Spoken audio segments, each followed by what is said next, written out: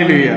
जय जीशु पिता परमेश्वर धन्यवाद মহান প্রভু যিশুর নামে আর যিশুকে জানাই অসংখ্য অসংখ্য ধন্যবাদ। আজকে একটা বিষয় নিয়ে আলোচনা করব। বিষয়টা হচ্ছে কি, যিশু জগৎকে জয় করেছেন। আমরা এই বিষয়টা নিয়ে দেখব। যিশু জগৎকে, ঈশ্বর জগৎকে জয় করেছেন। আমরা দেখি এখানটায় প্রভু যিশু ক্রুশে মৃত্যুবরণ করেছেন, সমাধিতে গেছেন, আর 3 দিন পরে আবার তিনি জীবিত হয়েছেন। একটা বাক্য পড়ি, যোহন লিখিত সুসমাচার তার 16:33 বলছে, এই সমস্ত তোমাদিকে বলিলাম যেন তোমরা আমাতে শান্তি প্রাপ্ত হও। জগতে তোমরা ক্লেশ পাইতেছ, কিন্তু সাহস করো, আমি জগৎকে জয় করিয়াছি। তার মানে এখানটায় যখন জগতে কোনো কিছু তাড়না বা কোনো কিছু নিন্দা আসে যিশুর নামে, তখন যেন আমরা কোনো রকম বিভ্রান্তিদের মধ্যে না পড়ি। কারণ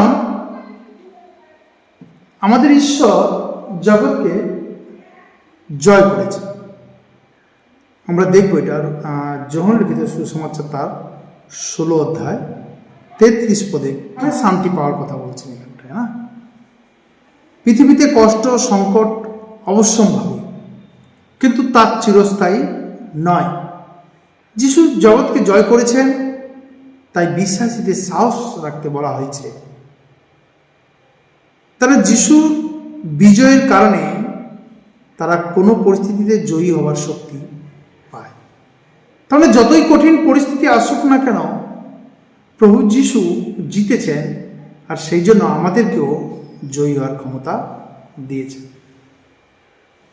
প্রভু যিশু সেই শয়তানকে জিতেছেন। আমরা যদি রোমীয় 8:37 দেখি, কিন্তু যিনি আমাদেরকে প্রেম করিয়েছেন তাহারই দ্বারা আমরা এই সকল বিষয়ে বিজয়ী অপেক্ষায়ও বিজয়ী হই। তার মানে ঈশ্বর আমাদেরকে প্রেম করেছেন, আর তার দ্বারা আমরা বিজয়ী অপেক্ষায়ও বিজয়ী হই। প্রথম যোহন 5:4 বলছে, কারণ যাহা কিছু ঈশ্বর হইতে জাত তা জগৎকে জয় করে। যে জয় জগৎকে জয় করিয়াছে তাহা এই আমাদের বিশ্বাস। তারা নতুন জন্ম লাভ করেছে,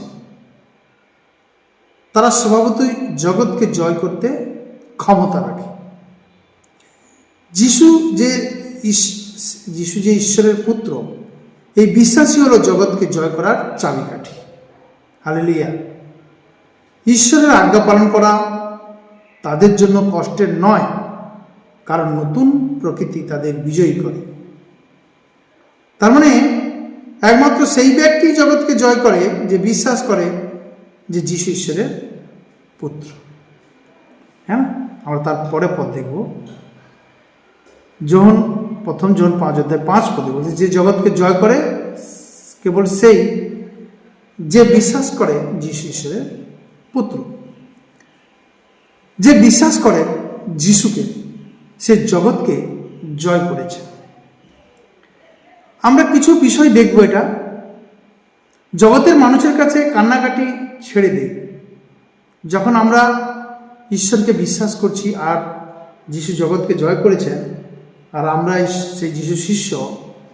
তো আমরা জগতের কাছে কান্নাকাটি জগতের মানুষের কাছে যেন কান্নাকাটি ছেড়ে দিই। এই সংসারে কারো কাছে যে কিছু পাবো, সাহায্য পাবো, এই জায়গায় এই আশা যেন না করি। সমস্ত কুটুম আত্মীয়, জগতের মানুষের কাছে সম্মান প্রেম এর আশা যেন ছেড়ে দিই। ভবিষ্যতের চিন্তা ছেড়ে দাও। জীবনে বাঁচার জন্য কোনো কিছু যদি কম থাকে, তাহলে যেন ঈশ্বরের কাছে যেন প্রশ্ন না করি। সমস্যা, হতাশ এর নিরাশ আর তাড়াতাড়ি যেন আমরা না করি। কাউকে যদি উপকার করি, তার লাভ এর আশা আমরা যেন ছেড়ে দিই। তাহলে এই 7টা বিষয় আমাদেরকে ভাবতে হবে। আমরা এই 7টা বিষয় নিয়ে দেখব কি না জগতের মানুষের কাছে যেন কান্নাকাটি আমরা ছেড়ে দিই, কারণ যিশু জগৎকে কি করেছেন? জয় করেছেন। আমাদের কষ্ট কেবল মানুষ বুঝতে পারবে না, আমাদের কষ্ট কেবল প্রভু জানেন, আর এর একদিন প্রতিফল প্রভু অবশ্যই দেবেন। আমরা গীতসংহিতা 56:8 বলছে, তুমি আমার ভ্রমণ গণনা করিতেছ, আমার নেত্রজল তোমার কুপাতে রাখো, তা কি তোমার পুস্তকে লিখিত? সংহিতা তার 56:8 বলছে, তুমি আমার ভ্রমণ গণনা করিতেছ, আমার নেত্রজল তোমার কুপাতে রাখো, তা কি তোমার পুস্তকে লিখিত নেই? তার মানে এই যে বাক্যের দ্বারা, এই পদের দ্বারা ঈশ্বর আমাদের অশ্রু জলকে কি করছে? গণনা করতেছে, আর বোতলে সঞ্চয় করছে, তার বইতে লিপিবদ্ধ করছে। ঈশ্বর আমাদের প্রতিটা কষ্টের সময় মনে রাখেন। সেই জন্য আমরা যে কারোর কাছে কিছু পাবো, এটা জগতের মানুষের কাছে যে কিছু পাবো, এটা যেন আশা না করি। কারণ ঈশ্বর আমরা যখন কোনো কিছুর অভাব বোধ করি, তখন আমরা ঈশ্বরের কাছে আমরা প্রার্থনা করি। আর ঈশ্বর দাউদ তা যখন শত্রু কষ্টের কারণে বিপন্ন হয়ে ঘুরে বেরিয়েছিলেন, ঈশ্বর তার প্রতিটি পদক্ষেপ ও সংগ্রাম জানেন। এটি একটি যার অর্থ আমাদের চোখের জল ভুলে যান না তিনি, বরং যত্ন সহকারে সঞ্চয় করে রাখেন। ঈশ্বর বিশ্বাসীদের সমস্ত দুঃখ কষ্টের একটি রেকর্ড বা পুস্তকে লিপিবদ্ধ করেন। তার মানে এই পথটা আমাদেরকে বলছে যে ঈশ্বর আমাদের বেদনা জানেন এবং আমাদের প্রতি দায়বদ্ধ। রাজাবলী খণ্ড তার 20:5 বলছে, তুমি ফিরিয়া গিয়া আমার প্রজাদের অধ্যক্ষ হিজকিয়কে বলো, তোমার পিতৃপুরুষ দাউদের ঈশ্বর সদাপ্রভু একথা কহেন, আমি তোমার প্রার্থনা শুনিলাম, আমি তোমার নেত্রজল দেখিলাম, দেখো আমি তোমাকে সুস্থ করিব, তুমি 3য় দিবসে তুমি সদাপ্রভুর গিয়ে উঠিবে। তার মানে রাজা হিজকিয় মারাত্মক অসুস্থ হয়েছিল, ঈশ্বরের কাছে প্রার্থনা করলেন। ঈশ্বর হিজকিয়ের অশ্রু আর প্রার্থনা দেখে যিশায় ভাববাদীকে ফিরে গিয়ে সুস্থতার বার্তা দিতে বলেন। ঈশ্বর হিজকিয়কে সুস্থ করবেন, 15 বছর আয়ু বাড়িয়ে দেবেন এবং অসুর রাজার হাত থেকে স্বর্গকে রক্ষা করবেন। ঈশ্বর এটা প্রতিশ্রুতি দিলেন। এই যে হিজকিয়ের প্রার্থনা শুনেছেন, তখন ঈশ্বর হিজকিয়কে সুস্থ করেছেন। আমরা যখন মানুষের কাছে যদি কাঁদতাম, তাহলে হয়তো এই প্রার্থনা ঈশ্বর শুনতেন না। সেই জন্য কোনো মানুষের কাছে নয়, ঈশ্বরের কাছে যেন আমাদের মনের দুঃখ কষ্টকে জানাই। লাজার আর ধনী ব্যক্তিকে দেখুন, সে ধনী ব্যক্তি জাঁকজমকের সহিত কি করত? থাকতো, কিন্তু সেই কাঙাল, সেই লাজার, যে সেই ধনী ব্যক্তির এঁটো কেটে খেয়ে পড়ে থাকতো, কোনোরকম ভাবে সে বেঁচেছিল, কিন্তু সেই লাজার এই আব্রাহামের করে গেল, আর ধনী ব্যক্তি সে কোথায় গেল? অধলোক। হান্না, আমরা যদি হান্নার কান্না, সে ঈশ্বরের কাছে কেঁদেছিল। হান্নার কান্না শুনে ঈশ্বর তাকে সামুয়েল দিয়েছিলেন তার সন্তান হিসাবে। ঈশ্বর প্রত্যেক মানুষের কান্নাকে শুনে। আমরা যদি 1 সামুয়েল 8 দেখি,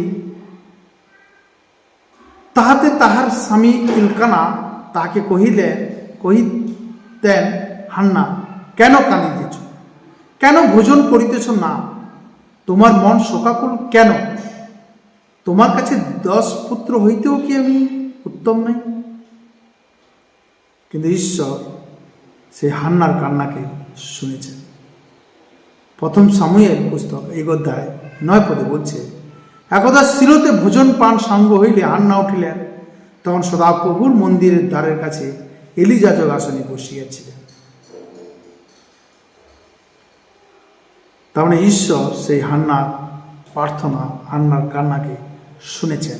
আজ আমরা যেন মানুষের কাছে কান্নাকাটি না করি, আমরা যেন সেই ঈশ্বরের কাছে আমাদের সমস্ত কষ্টকে বলি। তারপরে বলছে, এই সংসারে কারোর কাছে কিছু সাহায্য পাব, এই আশা যেন আমরা না করি। বলে 2 খণ্ড 6-25 পদ, তাতে সমরিয়ায় অতিশয় দুর্ভিক্ষ হইল, আর দেখো তাহারা অবরোধ করিয়া রহিলে শেষে একটা গর্ধবের মুন্ডের মূল্য 80 রৌপ্য মুদ্রা, আর কপত মলের 1 কাবের চতুর্থাংশের মূল্য 5 রৌপ্য মুদ্রা হইল।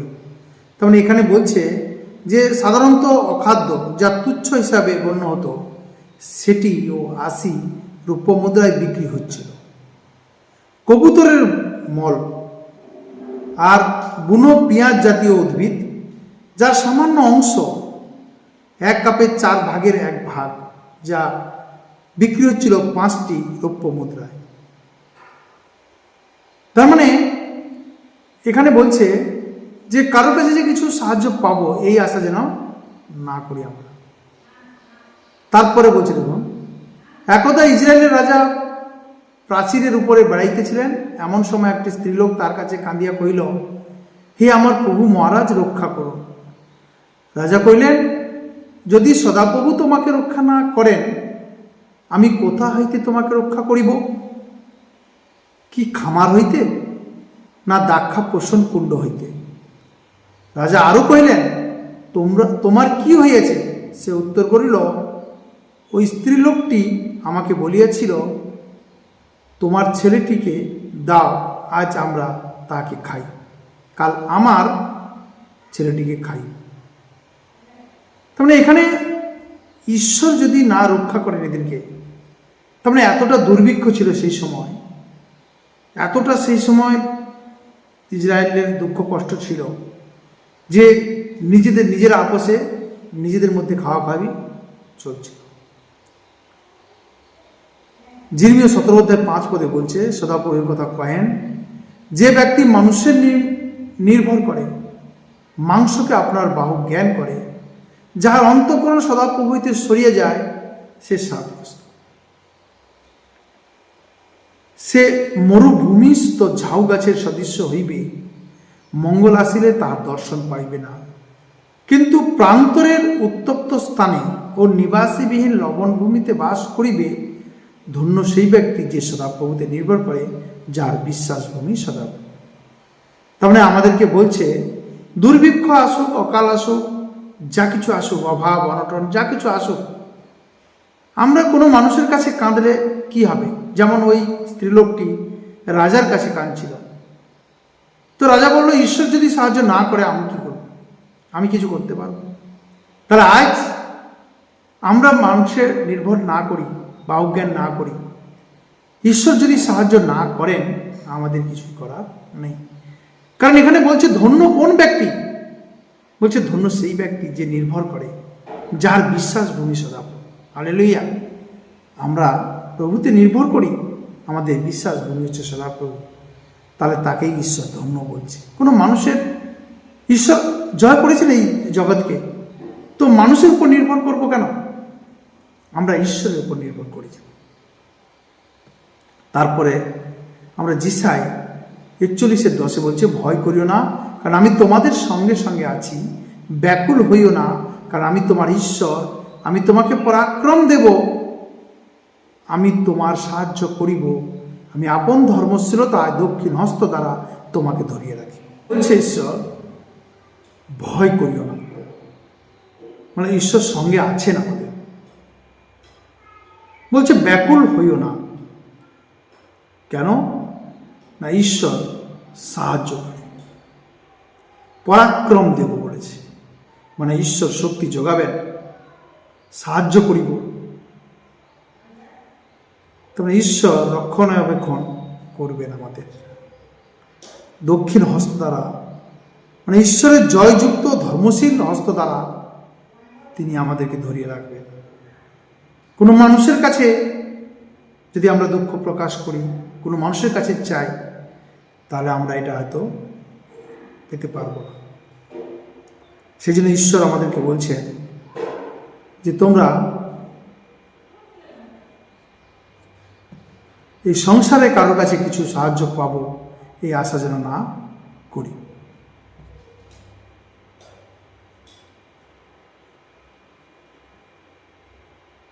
তারপরে 3 নম্বরে বলছে, সমস্ত কুটুম আত্মীয় জগতের মানুষের কাছে সম্মান প্রেম এর আশা ছেড়ে দাও।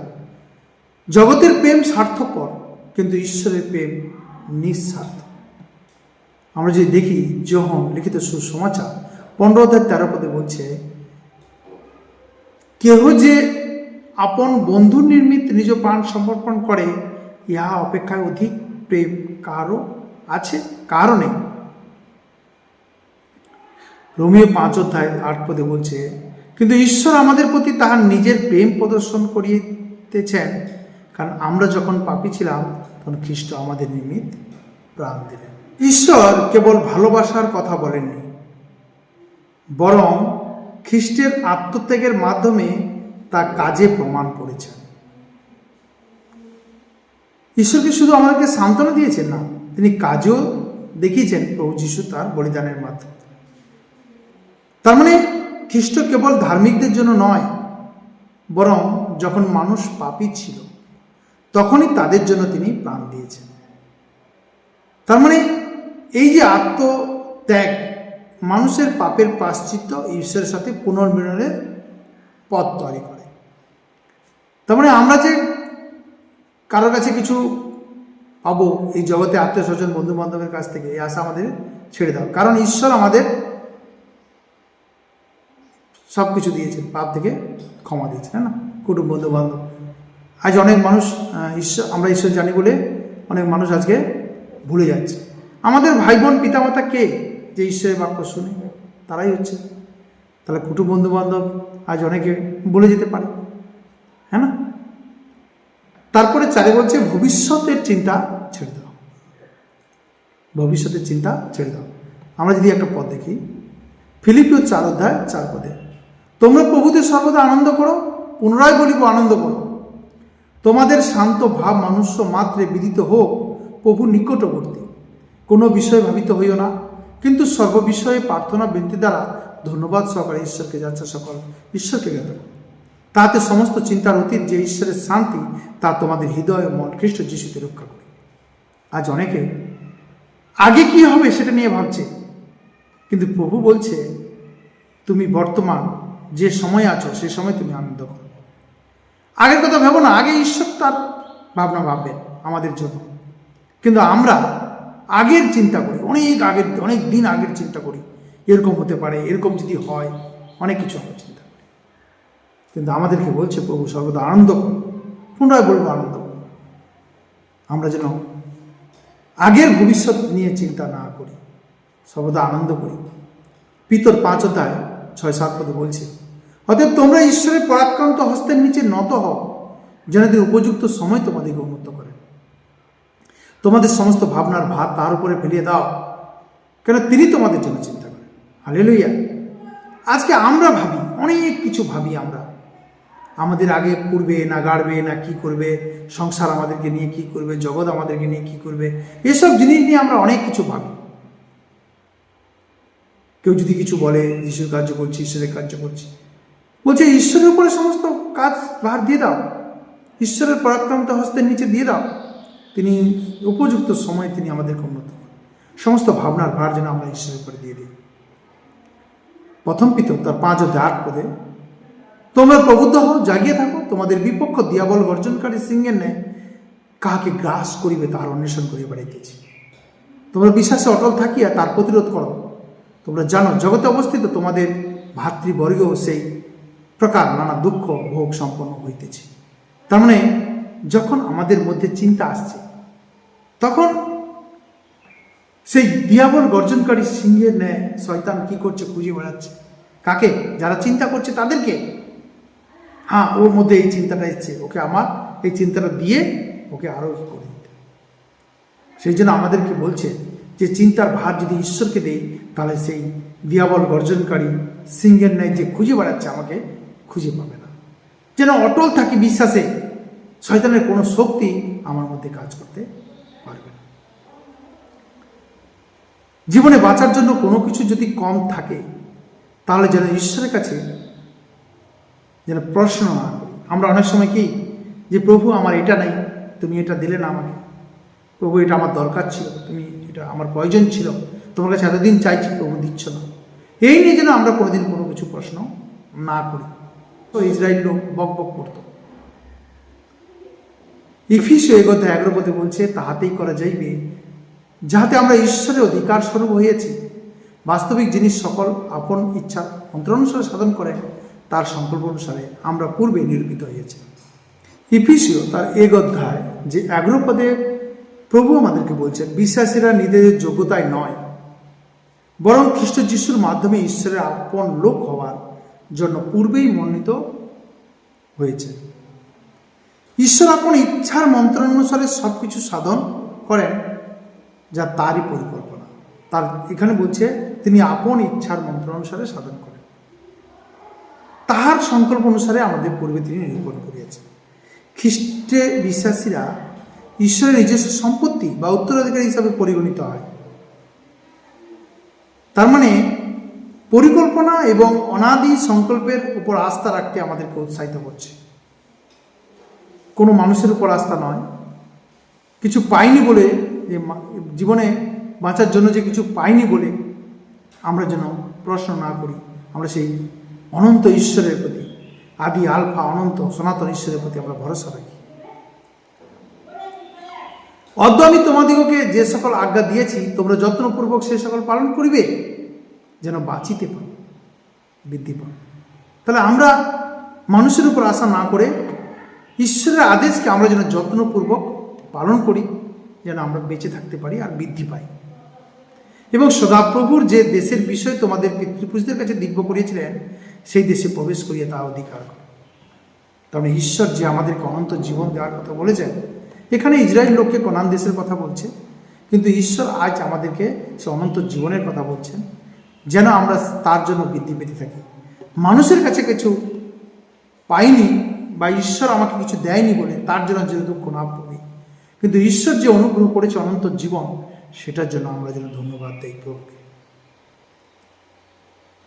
দ্বিতীয় 8:2 বলছে, আর তুমি সেই সমস্ত পথ স্মরণে রাখিবে যে পথে তোমার ঈশ্বর সদাপ্রভু তোমাকে এই 40 বৎসর প্রান্তরে যাত্রা করেছে, যেন তোমার পরীক্ষা করিবার নিমিত্তে, অর্থাৎ তুমি তার আজ্ঞা পালন করিবে কি না এই বিষয়ে তোমার মনে কি আছে জানিবার নিমিত্তে তোমাকে নত করেন। তার মানে ঈশ্বর ইসরায়েল লোককে 40 বৎসর সেই প্রান্তরে ঘুরিয়েছিলেন। কেন না, তাদের মনের মধ্যে কি আছে সেটা ঈশ্বর জানতো, আর জানার জন্য। কিন্তু তার মধ্যেও তো ঈশ্বরের সঙ্গে তারা কি করেছে, 40 বছর ধরে কি করেছে, বচসা করেছে। তারা কোথাও জল নেই, কোথাও নোনতা জল, কোথাও নদী সমুদ্র, কিভাবে পার হবো, কত রকম ভাবে, কোথাও খেতে পাচ্ছে না, কোথাও 40 বছর ধরে তারা কি করেছে, ঈশ্বরের সঙ্গে বক বক বক বক করেছে। আমরা যেন সেরকম প্রশ্ন না করি। ঈশ্বর বলছে যে আজকে আমি বিশ্বাসী, আর যতদিন পর্যন্ত এখানে আছি পৃথিবীতে, ততদিন পর্যন্ত আমাকে ঈশ্বরের প্রতি, সেই অনুগ্রহের প্রতি আমাকে বিশ্বাস রাখতে হবে। কোনো কিছু পাইনি বলে যে ঈশ্বরকে আমি প্রশ্ন করতে থাকবো বা কিছু বলতে থাকবো, এটা না। 8:3 বলছে, দ্বিতীয় বরণী, তিনি তোমাকে নত করিলেন, তোমাদেরকে ক্ষুধিত করিয়া তোমাদের পিতৃপুরুষের অজ্ঞাত মান্না দিয়া প্রতিপালন করলেন, যেন তিনি তোমাকে জানাইতে পারেন যে মনুষ্য কেবল রুটিতে বাঁচে না, কিন্তু সদাপ্রভুর মুখ হইতে যা নির্গত হয় তাহাতেই মনুষ্য বাঁচে। এই 40 বৎসর তোমার গাত্রে বস্ত্র জীর্ণ হয় নাই, তোমার পাও ফুলে নেই। তার মানে যারা 40 বৎসর ছিল, তাদের যে বস্ত্র ছিল সেটাও ফাটেনি, জুতোও ফাটেনি, পাও ফুলেনি, কিছুই হয়নি। তাহলে ঈশ্বর, আমরা যদি ঈশ্বরকে প্রশ্ন করি, হ্যাঁ কেন এরকম হবে, কেন হবে না, এটা কেন পাচ্ছি না, এটা দিচ্ছ না কেন, এরকম যেন না করি। তারপরে যেটা 2:8 বলছে, আর মনে বুঝিয়ে দেখো, মানুষও যেমন আপন পুত্রের শাসন করেন, তোমার ঈশ্বর সদাপ্রভু তোমাকে তদ্রূপ শাসন করেন। আর তুমি আপন ঈশ্বর সদাপ্রভুর আজ্ঞা সকল পালন করিয়া তাহার পথে গমন করিবে, তাহাকে ভয় করিবে। কেননা তোমার ঈশ্বর সদাপ্রভু তোমাকে এক উত্তম দেশে লইয়া যাইতেছেন। সেই দেশে উপত্যকা ও পর্বত হইতে নির্গত জলস্রোতের অনুই গভীর জলাশয় আছে। তার মানে আমরা ঈশ্বরের প্রতি ভরসা করি, ঈশ্বরের আদেশকে পালন করি। ঈশ্বর আমাদেরকে যেটা প্রতিশ্রুতি করেছেন 100% প্রতিশ্রুতি ঈশ্বর পালন করবে। ঈশ্বর মানুষের নয় যে মিথ্যা কথা বলবে, ঈশ্বর যেটা বলেন সেটা করেন। আমরা ঈশ্বরের প্রতি ভরসা রাখি। সমস্যা, হতাশ এবং এর নিরাশ আর তাড়াতাড়ি যেন না করি। কোনো সমস্যা এসছে আমরা যেন হতাশ হয়ে পড়ে আসলে কী হবে, কী হলো, কী ব্যাপার, কী করে এটা হবে, নিরাশ বা তাড়াতাড়ি যেন না করি, এক্ষুনি দাও করবো, এটা এক্ষুনি দরকার করবো। হ্যাঁ না? আমরা যদি দেখি 2 কোরিন্থীয় তার 4:7 কিন্তু এই ধন মিন্ময় পাত্রে করিয়া আমরা ধারণ করিতেছি, পরাক্রমে উৎসর্গ ঈশ্বরের হয়, আমাদের হইতে নয়। যীশু খ্রিস্টের মাধ্যমে ঈশ্বরের জ্ঞান, তেজ এবং সুসমাচার নশ্বর, দুর্বল এবং ত্রুটিযুক্ত মানব শরীর বা মানুষ যেন মানবীয় সীমাবদ্ধতার মাধ্যমে ঈশ্বরের অসীম ক্ষমতার প্রকাশ ঘটে এবং মানুষ নিজের ক্ষমতায় নিয়ে গর্ব যেন না করে।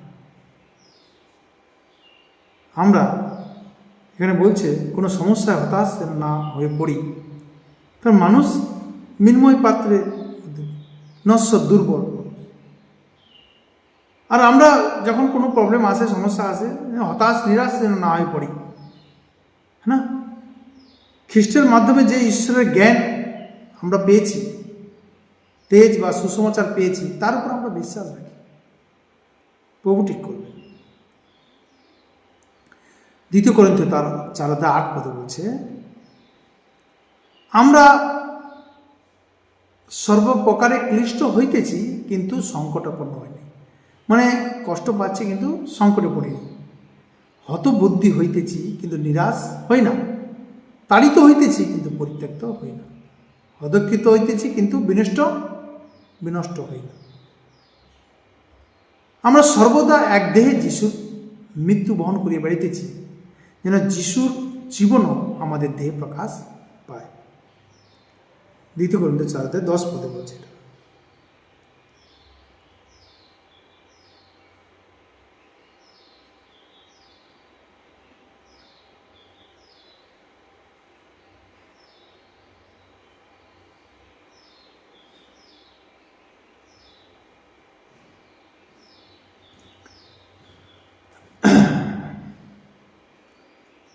পৌল এখানে বুঝাতে চাইছেন যেটি দৈহিক কষ্ট তাড়না এবং নিজ ইচ্ছাকে বিসর্জন দেওয়াকে বোঝায়, যা ঈশ্বর কুশারোহণের অনুকরণ। যখন বিশ্বাসী নিজের অহংকার ও স্বার্থ ত্যাগ করে, তখন তাদের চরিত্রে যিশুর করুণা, ধৈর্য ও ভালোবাসা প্রকাশিত হয়। এই পার্থিব কষ্টগুলোর বা মিন্ময় বা নশ্বর দেহ ঈশ্বরের অসীম পরাক্রম এবং ঈশ্বরের পুনরুত্থিত জীবনকে মানুষের সামনে তুলে ধরে। এখানটা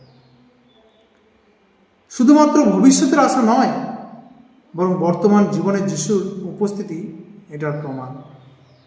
সহজ কথা যদি আমরা দেই, পৌল বলছেন যে আমাদের জীবন যিশুর সেবায় উৎসর্গ হলে আমাদের ব্যক্তিগত মৃত্যু বা অহংকারের মৃত্যু হতে হবে। যিশুর জীবনের মহিমা প্রকাশ করে। যখন আমরা পাপ ছেড়ে দিই, তখন আমাদের প্রভু যিশুর মহিমাকে আমাদের মধ্যে দিয়ে প্রকাশ করে। যাকব 1:2 বলছে, হে আমার ভাতৃগণ, তোমরা যখন নানাবিধ পরীক্ষায় পড়ো, তখন তাহার সর্বতভাবে আনন্দের বিষয় জ্ঞান করিও। জানিও তোমাদের বিশ্বাসের পরীক্ষার সিদ্ধতা ধৈর্য সাধন করে, আর সেই ধৈর্য সিদ্ধ কার্য বিশিষ্ট হোক, যেন তোমরা সিদ্ধ ও সম্পূর্ণ হোক, কোনো বিষয় তোমাদের অভাব না থাকে। কারণ আমার মীমাংসা এই, আমাদের প্রতি যে প্রতাপ প্রকাশিত হইবে, তার সঙ্গে বর্তমানকালের দুঃখ ভোগের তুলনায় যোগ্য নয়। হালেলুয়া! আমরা যখন ঈশ্বরের রাজ্যে থাকবো, তখন সুখ, শান্তি, আনন্দের সঙ্গে থাকবো। এই বর্তমানকালে যে দুঃখ ভোগ হচ্ছে, এর থেকে অনেক গুণ আমরা শান্তিতে থাকি, অনেক গুণ শান্তিতে। রোমিও তার 8:24 বলছে, কেননা প্রত্যাশায় আমরা পরিত্রাণ প্রাপ্ত হয়েছি, কিন্তু দৃষ্টিগোচরে যে প্রত্যাশা তাহা প্রত্যাশাই নয়, কেননা যে যাহা দেখে সে তাহার প্রত্যাশা কেন করিবে? কিন্তু আমরা যাহা দেখিতে না পাই তার প্রত্যাশা যদি করি তবে ধৈর্য সহকারে তার অপেক্ষা করি। আমরা যেন প্রত্যেকে ধৈর্য সহকারে সেই ঈশ্বরের অপেক্ষা করি। তারপরে রোমিও 8:26 বলছে, আর সেই রূপে আত্মাও আমাদের দুর্বলতায় সাহায্য করেন, কেন উচিত মতে কি প্রার্থনা করিতে হয় তা আমরা জানি না, কিন্তু আত্মা আপনি অবক্তব্য আত্মস্বর দ্বারা আমাদের পক্ষে অনুরোধ করেন। তাহলে আমরা নিজেরাই জানি না কিছু, কিন্তু সেই আত্মা আমাদের সাহায্য করছেন, সে অবক্তব্য আত্মস্বর দ্বারা তিনি আমাদের জন্য প্রার্থনা করছেন। আর যিনি হৃদয় সকলে অনুসন্ধান করেন তিনি জানেন আত্মার ভাব কি, কারণ উনি পবিত্রগণের পক্ষে ঈশ্বরের ইচ্ছা অনুসারেই অনুরোধ করেন। আর আমরা জানি যারা ঈশ্বরকে প্রেম করে, যারা তাহার সংকল্প অনুসারে আহত, তাদের পক্ষে সকলেই মঙ্গলার্থে একসাথে কার্য করিতেছে। তারপরে 7 নম্বরে বলছে, কাউকে যদি উপকার করি তার লাভের আশা ছেড়ে দেয়। তার মানে এখানে যেটা বলছে, কিন্তু তোমরা আপন আপন শত্রুদিগকে প্রেম করিও, তাদের ভালো করিও, এবং কখনো নিরাশ না হইয়া ধার দিও না, তাহা করিলে তোমাদের মহাপুরস্কার হইবে এবং তোমরা পরাৎপরের সন্তান হইবে, কেন তিনি অকৃতজ্ঞদের ও দুষ্টদের প্রতিও কি পাবা। তাহলে আমরা কাউকে কোনোদিন যেন নিরাশ না করি। আমি কারো উপকার করছি, সে আমার উপকার করছে না, আমি বলবো ধর ওকে টাকা ধার দিলে কিছু লাভ নেই, ও আমার কিছু উপকারই আসে না, বা ওর সঙ্গে আমার কোনো বন্ধুত্ব করলে লাভ নেই, ও কোনো আমার উপকারই আসে। কিন্তু আমরা যেন শত্রু মিত্র সবাইকে প্রেম করি, সবাইয়ের উপকারে আসতে পারি। তোমাদের পিতা যেমন দয়ালু তোমরাও তেমনি দয়ালু হও। আমাদেরকে দয়ালু হতে বলছে, যেমন পিতা দয়া করেছে আমাদের। পিতা যেমন আমাদেরকে দয়া করে তার পুত্রকে দান করেছেন, আমরা যেমন তেমনি যেন দয়ালু হই, প্রত্যেক মানুষের দুঃখ কষ্টে সেই ঈশ্বরের সুসমাচারকে আমরা দিতে পারি। Hallelujah, amen. বিষয় নিয়ে আমরা আলোচনা করলাম। পিতা পরমেশ্বর ধন্যবাদ মহান প্রভু যিশুর নামে। আর যিশুকে জানাই অসংখ্য ধন্যবাদ, কারণ ঈশ্বর এই জগৎকে জয় করেছেন, সেই জন্য আমাদের প্রত্যেকে ভয় না করে প্রভু যিশুর উপরে বিশ্বাস রাখি, তিনি আমাদের সমস্ত পরিকল্পনাকে সিদ্ধ করবেন। হালেলুয়া।